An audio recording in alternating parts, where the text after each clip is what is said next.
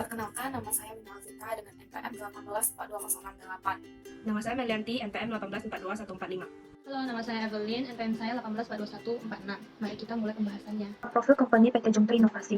PT Jomtri Inovasi ini lebih terkenal dengan nama Jomti, yang dimana kata Jom merupakan bahasa Melayu yang artinya ayo, sedangkan Ti berasal dari T. Dan ada 3 pemuda yang menggerakkan usaha ini. Mereka adalah Cepi, Andri, dan Boy.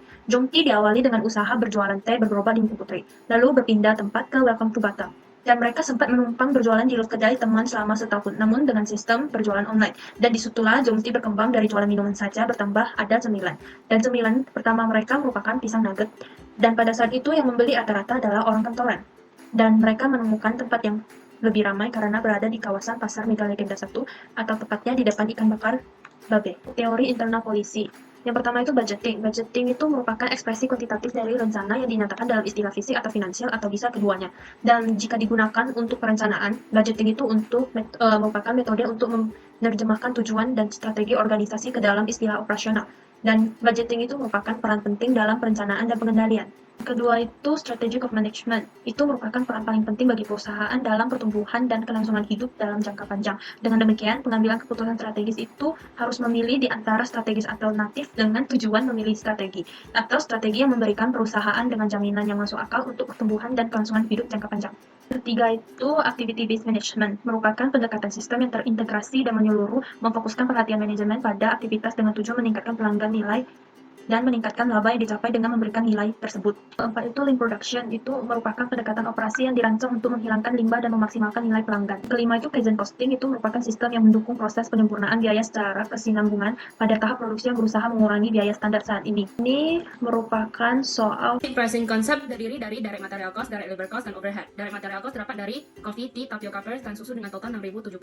Direct labor cost terdapat dari direct labor hour dengan total unit price 12.500 per hour, usage 1,2 hour dengan total 15.000.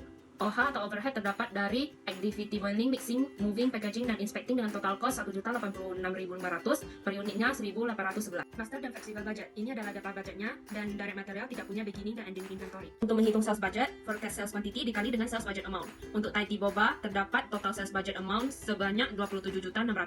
Untuk coffee boba terdapat total sales budget amount 28.800.000. Untuk menghitung production budget, unit sales ditambah dengan ending inventory lalu dikurang dengan beginning balance. Untuk Thai tea boba terdapat total unit produce sebesar 983, untuk coffee boba terdapat total unit produce sebesar 962. Untuk menghitung direct material purchase budget, unit produce dikali dengan DM per unit ditambah dengan ending inventory lalu dikurang beginning inventory. Dapat hasil unit produce dikali dengan cost per gram.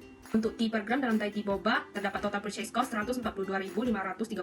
Untuk coffee per gram dalam coffee boba terdapat total purchase cost 218.855. Untuk tapioca pearl dalam Thai tea boba terdapat total purchase cost 4.620.100. Untuk tapioca pearl dalam coffee boba terdapat total purchase cost 4.521.400. Untuk susu dalam Thai tea boba terdapat total purchase cost sebesar 982.017. Untuk susu dalam coffee boba terdapat total purchase cost sebesar 961.038. Direct labor budget untuk kuartal 2 nya. Ini adalah cara menghitungnya. Terakhirnya kita ketahui bahwa unit labor cost adalah 15.000. Selanjutnya ini adalah tabel tentang cara menentukan overhead budgetnya. Semua bagian dari overhead itu kita masukkan mulai dari boiling, mixing, moving, packaging, dan inspecting. Kemudian kita akan hitung ending finished goods inventory budgetnya. Kita hitung mulai dari tadi bobanya dulu. Jadi total ending inventory cost-nya kita dapat hasilnya adalah 2.795. Dilanjutkan dengan menghitung untuk coffee bobanya. Total ending inventory cost-nya adalah 2.463.350. Kemudian kita akan menghitung COGS budgetnya. Ini kita masukkan per section. Ada tadi boba dan juga coffee boba. Kita masukkan dari material, direct labor, dan juga overhead-nya. Kemudian kita jumlahkan dan dapatlah COGS-nya. Kemudian ini adalah tabel untuk marketing expense budgetnya. Di sini ada kita masukkan budget in sales, itu variable marketing expense, total variable marketing expense. Kemudian ada fixed marketing expense, dan juga kita dapat total fixed expense-nya dijumlahkan dengan total variable marketing expense, dapatlah total marketing expense. Berikut adalah tabel untuk perhitungan cash budgetnya. Didapatkan pada hasilnya adalah ending cash balance totalnya adalah 652.941.938 rupiah. Lalu terakhir untuk master budget adalah pro forma income statement. Di sini didapatkan net income-nya adalah 10.051.000 rupiah. Dan ini transaction report untuk bulan April. Berikut adalah laporan statement of financial performance untuk bulan April ya. Berikut adalah tabel untuk perhitungan statement of equity-nya. Bisa kita lihat owner's capital di bulan April terakhirnya. Kemudian ada statement of financial position, dan ini balance ya, dan aset dan juga total liabilities dan equity-nya. Selanjutnya adalah Statement of Financial Position dari PT Jomtri Inovasi untuk bulan April. Oke, ini adalah bagian terakhir yaitu analisis dan juga hasil. Jadi setelah kita mengerjakan dan menganalisis laporan keuangannya, kalau untuk di bulan April ya bisa kita lihat kalau dia itu loss, tapi lossnya itu nggak sampai loss yang parah banget. Dia lossnya ya di bawah BEP sedikit, BEP point. Tapi menurut kami setelah kami menganalisis dan melihat laporan keuangannya, jadi bisa dibilang loss ini diakibatkan oleh biaya gaji karyawan yang cukup tinggi, dan kami menyarankan untuk dari pihak Jomtri untuk meng-cut spending di karyawan di antara mengurangi gaji ataupun mengurangi karyawannya sendiri.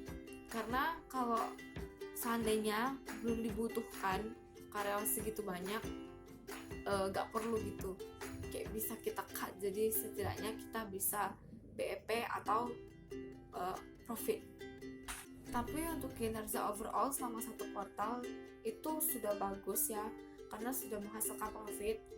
Bisa dibilang kenapa pas April itu mereka loss, mungkin karena emang masih baru, jadi masih trial and error, jadi masih loss. Tapi untuk overall sudah bagus, cuma tetap kita sarankan kalau memang karyawan itu gak dibutuhkan terlalu banyak, dikurangi aja, jadi bisa lebih menghemat cost dan juga lebih expand ke salesnya agar pendapatannya lebih besar. Sekian presentasi dari kami, terima kasih sudah mendengarkan dan menyimak presentasi dari kami. Maafkan juga jika ada kesalahan penggunaan kata selama penjelasan. Terima kasih banyak.